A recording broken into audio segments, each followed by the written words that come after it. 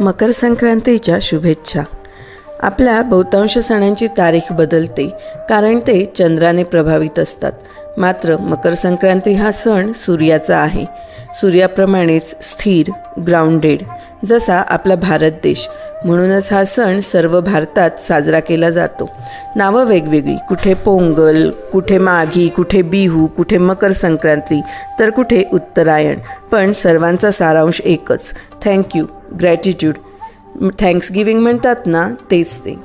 Thank you सूर्यनारायणाला जो आपल्याला जीवन देतो, धनधान्याला जे शक्ती देतात आणि धनधान्य पुरवणाऱ्या सर्वांना, जसे आपले शेतकरी, त्यांचे पाळीव प्राणी।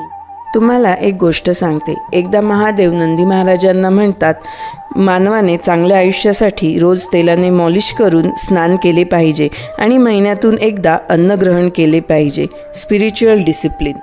नंदी महाराजांकडून चूक होते आणि ते संदेश देतात, रोज जेवण केले पाहिजे आणि एकदा स्नान केले पाहिजे।